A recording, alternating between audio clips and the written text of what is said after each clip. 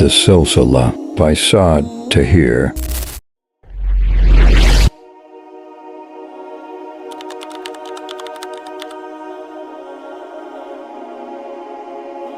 جب رسول اللہ صلی اللہ علیہ وسلم کی مدینہ منورہ تشریف آوری ہوئی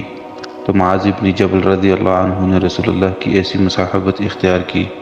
کہ جیسے سایہ اپنے صاحب کے ساتھ ساتھ رہتا ہے۔ اسی دوران انہوں نے رسول اللہ سے کلام اللہ کے رموز و اسرار کو سمجھا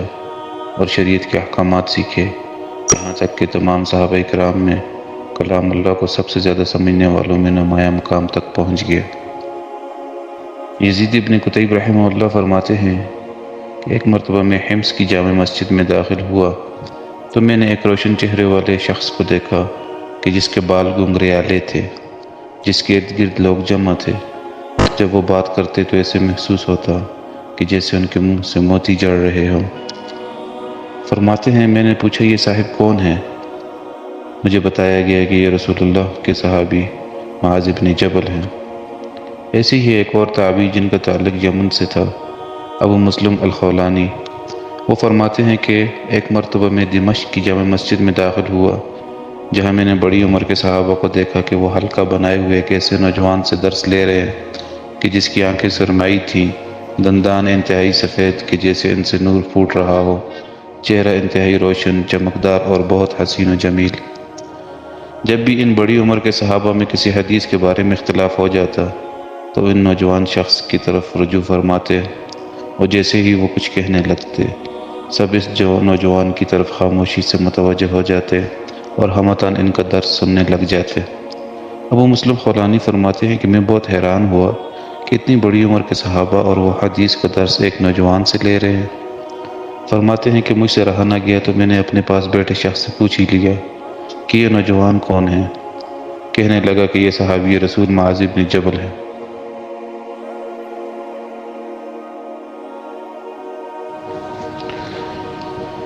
اور اس میں کوئی تعجب کی بات بھی نہیں کہ معاذ بن جبل رضی اللہ عنہ کیسے اتنی کم عمری میں اتنے بڑے مقام تک پہنچ گئے۔ آخرکار انہوں نے رسول اللہ کے مدرسے میں تربیت پائی تھی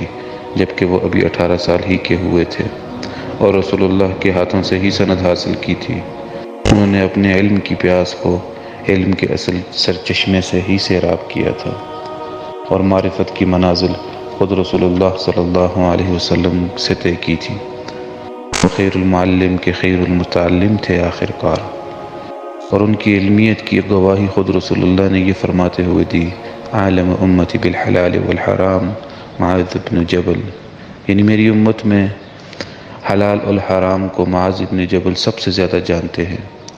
پوری امت کے علماء میں ان کی فضیلت کے لیے یہ بات کافی ہے کہ ان کا شمار ان 6 خوش نصیب صحابہ کرام میں ہوتا ہے کہ جنہوں نے رسول اللہ کے زمانے میں ہی قرآن کو جمع کر لیا تھا۔ لہٰذا رسول اللہ اور ان کے بعد کے دونوں خلفاء نے اس عظیم علمی قوت کو اسلام اور مسلمانوں کی تربیت اور تعلیم کے لیے خوب استعمال کیا۔ یہ رسول اللہ صلی اللہ علیہ وسلم کی جب انہوں نے اہل مکہ کو جوک در جوک حلقہ اسلام میں داخل ہوتے ہوئے دیکھا اور نو مسلم لوگوں کی اس پیاس کو محسوس کیا کہ ان کے لیے ایک عظیم معلم کو ہو جو ان کو دین اسلام کی تعلیم دے اور کلام اللہ شریف سکھائے، تو آپ کی نظر انتخاب معاذ بن جبل رضی اللہ عنہ پر پڑی، تو انہوں نے فتح مکہ کے بعد معاذ بن جبل کو وہیں مکہ میں ٹھہرنے کا حکم دیا تاکہ اہل مکہ کو اسلام کی تعلیمات سے روشناس کر سکیں۔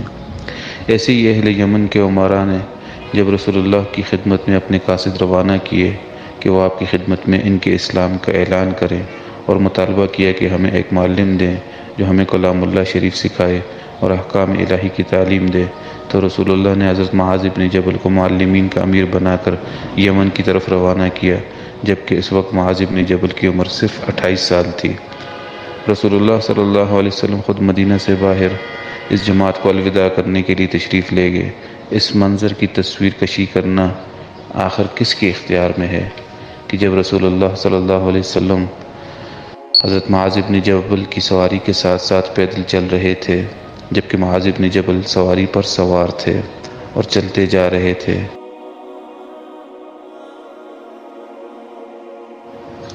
اور رسول اللہ صلی اللہ علیہ وسلم معاذ بن جبل کو نصائح اور وصیت فرما رہے تھے کہ اچانک رسول اللہ نے معاذ ابن جبل کی سواری کو روک کر فرمایا، اے معاذ، ہو سکتا ہے کہ تم مجھے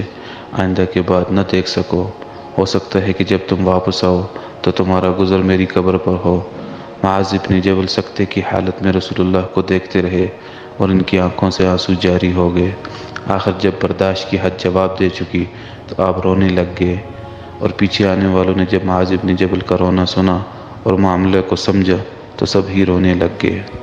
کیسے ضبط سے انہوں نے آخری نگاہ رسول اللہ کے چہرے پر ڈالی ہوگی کہ اب کے بعد آپ صلی اللہ علیہ وسلم کو دیکھنا نصیب نہ ہوگا، اور خود رسول اللہ نے کیسے ضبط کیا ہوگا کہ یہ ان کی معاذ ابن جبل سے آخری ملاقات ہے، مگر سامنے جو ذمہ داری تھی بہرحال اس کو نبھانا بھی تھا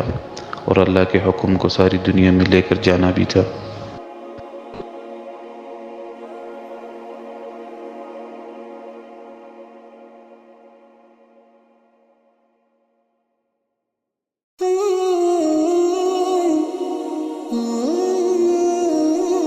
The Silsila by Saad Tahir.